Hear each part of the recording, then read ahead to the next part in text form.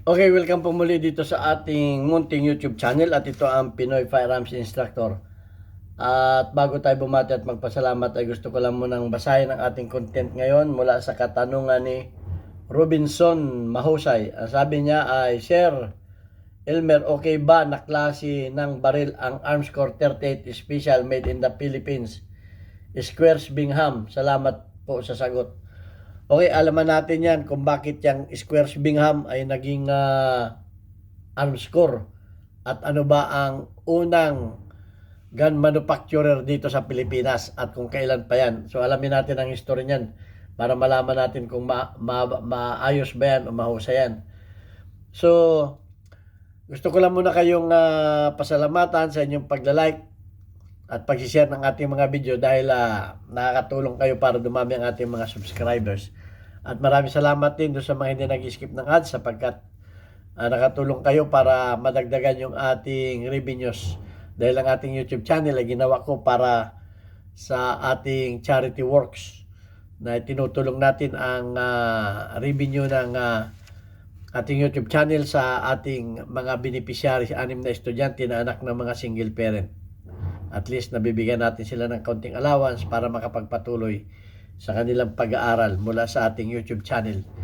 At maraming salamat doon sa mga nagpadala dito sa ating GCash number. Huwag po ninyong tawagan yan para bumili ng baril. Wala po kami pinagbibiling baril. Mag-message lang kayo dyan kung kayo ay may ibibigay na tulong sa ating mga beneficiary para kayo ma-recognize. At maraming salamat sa iyo, Sir Nolipis America, sa pagpapadala mo sa ating GCash number. At yan ay malaking tulong para sa ating mga bata na kapuspalad. Okay? So, tingnan natin ang kung ano ba. Kasi ang pagkakalam ko, ang Squares Bingham ay yan ang unang gun manufacturer bago pa maging Armscore yan. Alamin natin kung kailan pa yan.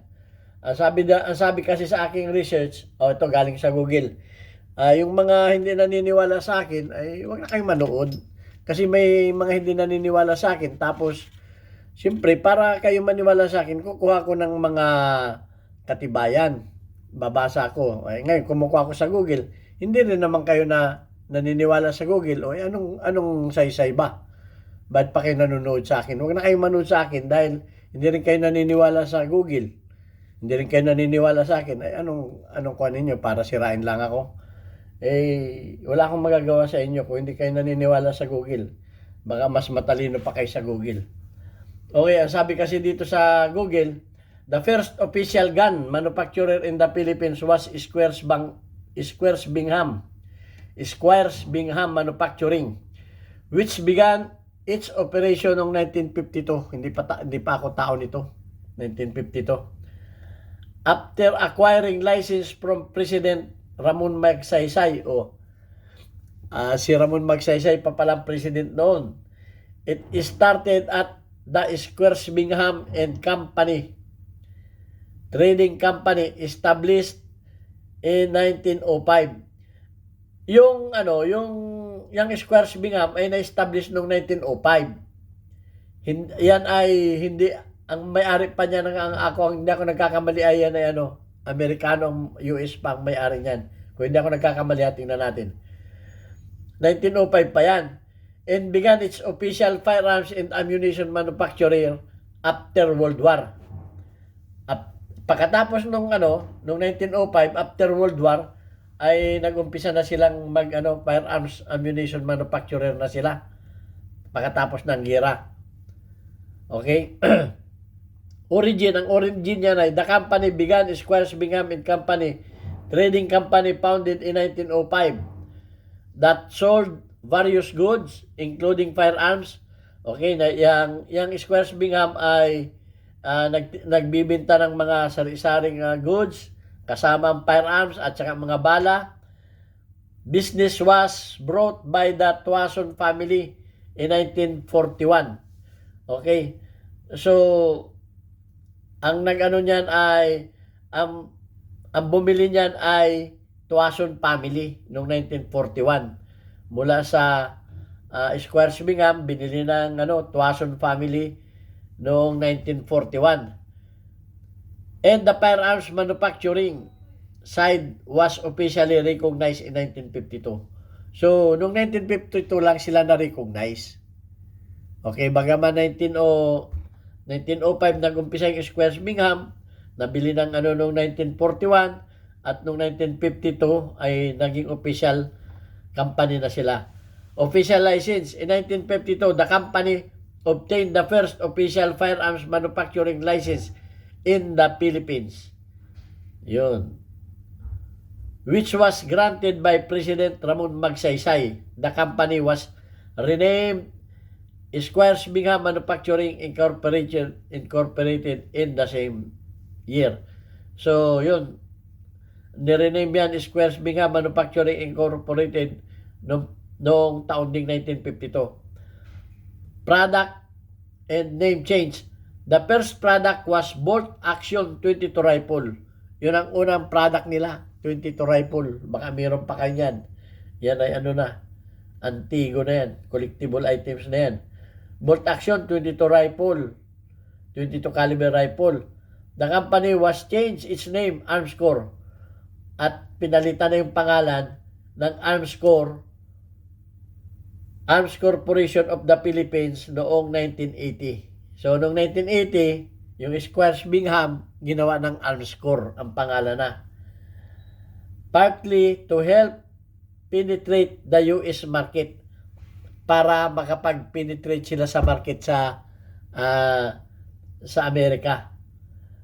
Current operation. Today, Armscore is a major manufacturer of firearms and ammunition with large facility in Marikina City. So, nasa Marikina yung kanilang facility. It also manufactures firearms for other companies such as Rock Island. Yung Rock Island, nagmamanufacture din sila dyan.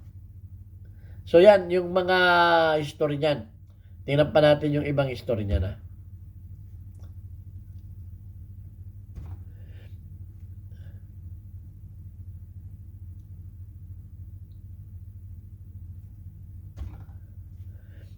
Squares Bingham was the company that began in 1905 in general merchandise and photo printing business, Philippines, founded by British pala, sorry.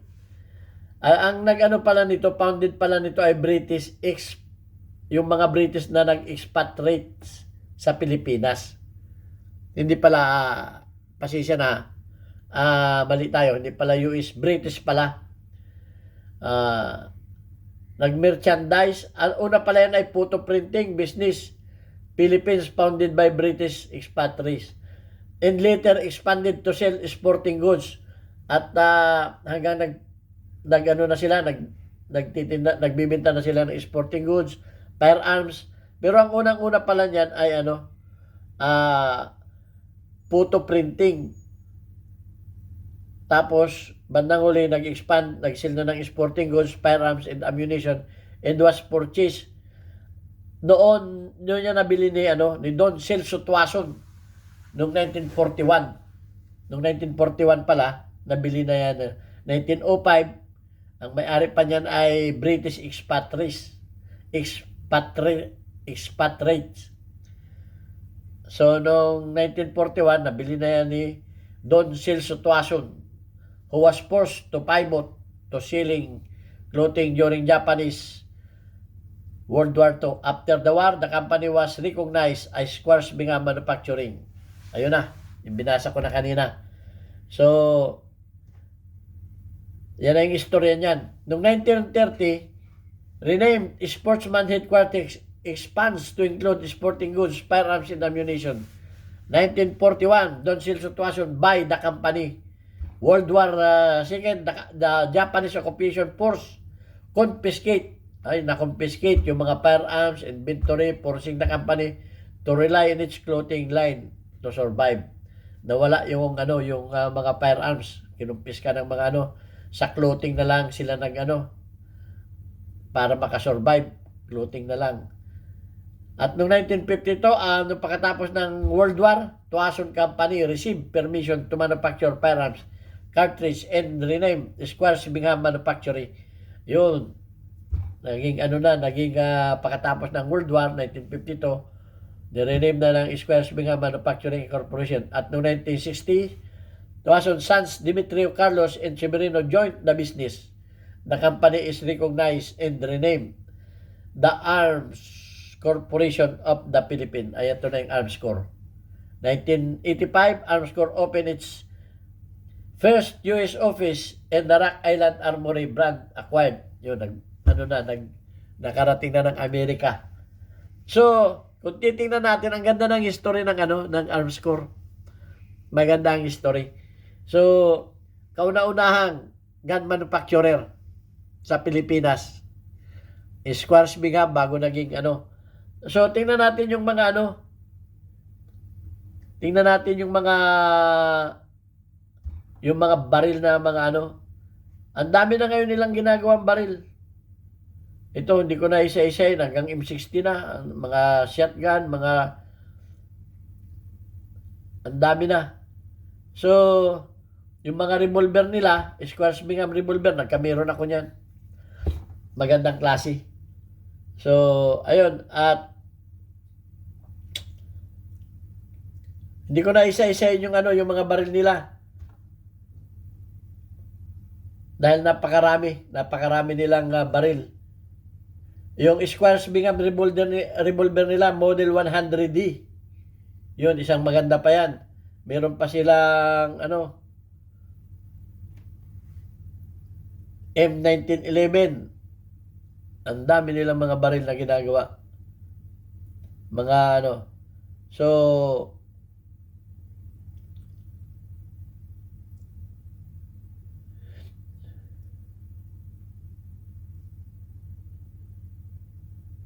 kung titingnan natin, napakalayo na ng narating ng Arms Corp. Kaya ito yung pagdating sa baril, ito yung flag bearer ng ng Pilipinas pagdating sa baril. Dahil siya talaga yung nagdala sa Pilipinas para makilala sa larangan ng firearms, ang Squares Bingham. Yan ang masasabi ko. So, yun lang ang alam natin sa Squares Bingham. At sana may natutunan tayo tungkol sa Squares Bingham. At kung Squares Bingham yan, ay wag nating maliitin ang sariling atin dahil diyan tayo nakilala sa ibang bansa. Kahit sa Amerika, sikat din yan. Dahil nga meron na tayong Arms Corp sa Amerika. Diyan na United States.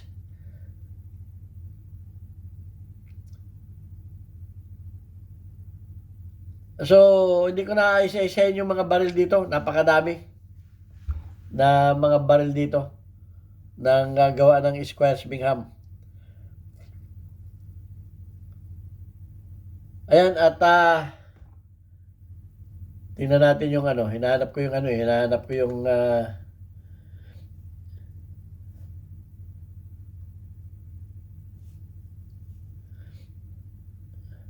ko yung mga model ng baril.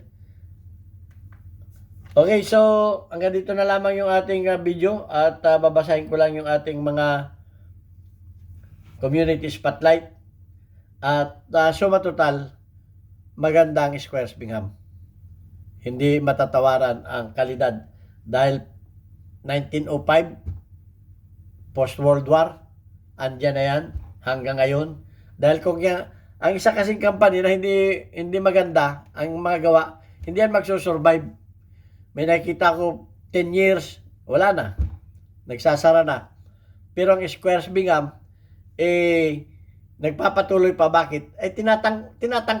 Tinatangkilik yan dahil kahit sa ibang bansa. Dahil kung walang tumatangkilik dyan, mababangkrap yan. So, marami ng bansa ang sinusuplayan yan. Hindi na lang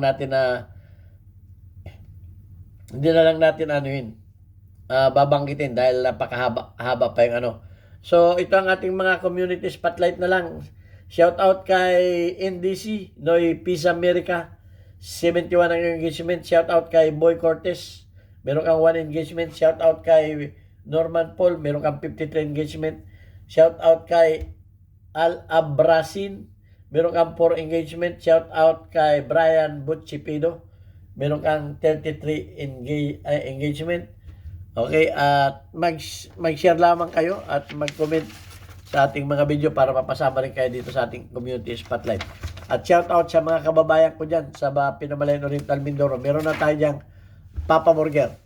Kahit brownout yan, may generator 24/7. Pwede kayo mag-order dyan ng masasarap na pagkain. Ang burger dyan ay buy one take one, 40 pesos lang. At marami pa mga pagkain dyan na kayo ay ma-avail. Matatagpuan ninyo yan doon sa dati kong masisyap, Alvarez Street, Pinamalayan Oriental Mindoro. Maraming salamat po sa inyo. God bless.